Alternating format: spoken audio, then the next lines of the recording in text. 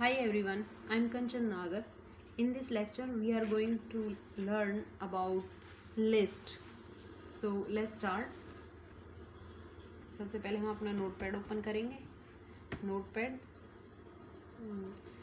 HTML का code लिखना शुरू करेंगे.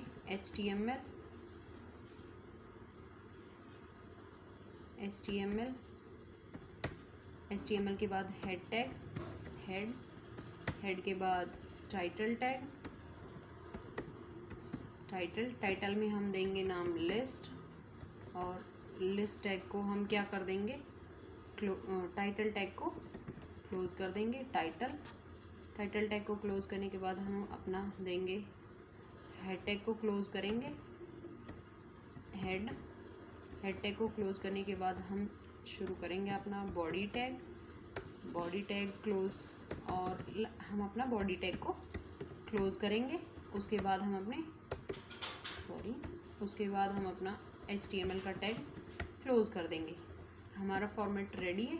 अब हम लिस्ट बनाएंगे. तो हम लिस्ट 3 तरह से बनाएंगे. एक होती है आपकी ऑर्डर्ड लिस्ट, एक अनऑर्डर्ड और एक डिस्क्रिप्शन लिस्ट. तो सबसे पहले हम शुरू करेंगे ऑर्डर्ड लिस्ट. ऑर्डर्ड लिस्ट किसमें होती है? जिसमें नंबरिंग आती है 1 2 3 ABC. सो इस तरह से. तो मैं पहले शुरू करते हैं हम ऑर्डर्ड लिस्ट. ऑर्डर्ड लिस्ट के लिए आपका टैग, ओपनिंग टैग होगा OL टैग. एक सेकेंड. OL टैग, और OL टैग को हम कर लेंगे क्लोज. पहले OL ordered, O means ordered, L means list. ठीक है. इसके अंदर होती है LI means list. Ordered list में हम लिस्ट में डालेंगे क्या? हम इसमें कोई भी वैल्यू डाल सकते हैं, जैसे कॉफ़ी,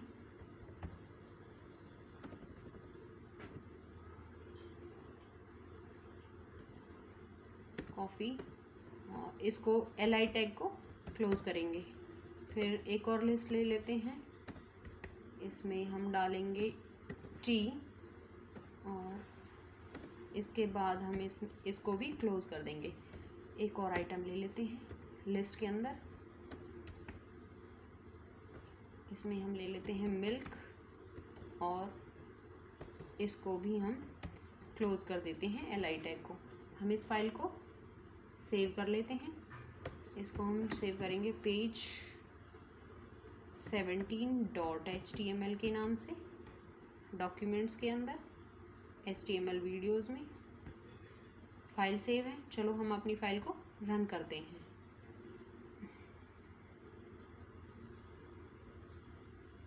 डॉक्यूमेंट्स के अंदर पेज 17 वाली फाइल थी. रन करते हैं. वेट, ये आ गया आउटपुट. देखो हमारी कॉफ़ी, टी और मिल्क. ओके. नेक्स्ट हम, ये कैसी लिस्ट है? ऑर्डर्ड. इसमें क्या है? 1 2 3. नेक्स्ट हम लिस्ट लेते हैं अनऑर्डर्ड. तो अनऑर्डर्ड लिस्ट के लिए क्या टैग होता है? UL टैग के अंदर वैसे ही UL टैग को भी क्लोज कर लेते हैं. UL टैग को भी हम क्लोज कर लेते हैं. UL टैग को क्लोज कर लिया. इसमें भी सेम हम लिस्ट पास करते हैं LI, और इसमें हम मैंगो, LI क्लोज. एक और ले लेते हैं LI, बनाना, LI टैग क्लोज. ठीक है.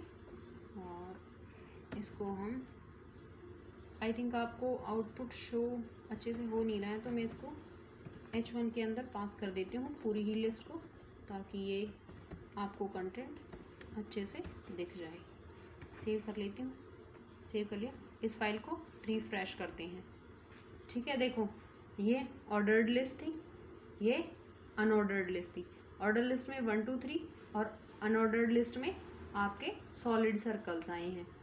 अब नेक्स्ट जो एक और है हम उसको भी पढ़ लेते हैं, डिस्क्रिप्शन.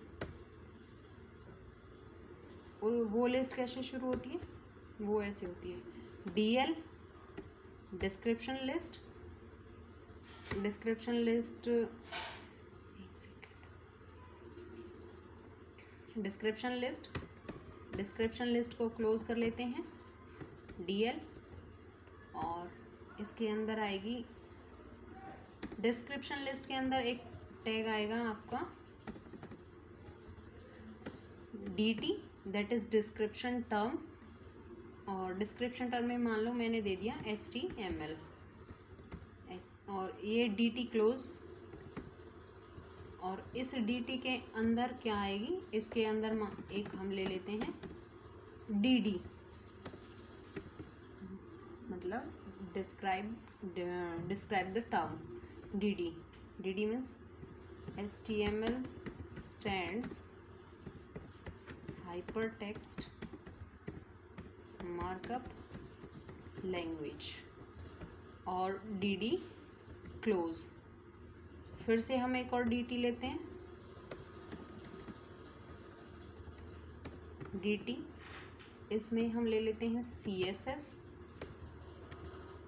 और इस DT को कर देते हैं हम क्लोज, और इसमें इसके अंदर फिर से हम ले लेंगे DD टैग, DD, और इसमें CSS stands cascading style sheet, ठीक है। DD, हमने ये फाइल सेव कर लिया और हम इसे रन कर लेते हैं एक बार। देखो हमने जो देखा था इसमें क्या, आपने ये दोनों तो समझ ली कि जो हमने पहले ली थी वो ऑर्डर्ड लिस्ट थी, उसमें नंबरिंग होती है 1 2 3, और इसमें सॉलिड बाय डिफ़ॉल्ट इसमें 1 2 3 आते हैं, और अनऑर्डर्ड में बाय डिफ़ॉल्ट सॉलिड सर्कल आते हैं। अभी और हमने जो तीसरी देखी थी वो देखी थी डिस्क्रिप्शन लिस्ट। डिस्क्रिप्शन लिस्ट में 2 टैग्स आते हैं अंदर, एक DT और एक DD। डिस्क्रिप्शन टर्म में क्या होता है कि हमें कौन सी टर्म को डिस्क्राइब करना है, तो DT में क्या आया, HTML डाला हमने, तो ये क्या हो गई हमारी हेडिंग, और डिस्क्राइब किया फिर किसको, HTML को, किधर, DD के अंदर। तो वैसे ही देखो बाय डिफ़ॉल्ट अलाइनमेंट आई है, HTML हेडिंग है, फिर उसको एक्सप्लेन किया गया, ये इसका डिस्क्रिप्शन टर्म की क्या है, डिस्क्राइब किया गया है उसको, और यहाँ पे CSS क्या है आपका, डिस्क्रिप्शन टर्म है, और इसको क्या किया गया, डिस्क्राइब किया गया है। सो आई होप आपको समझ में आ गया होगा। So thank you and have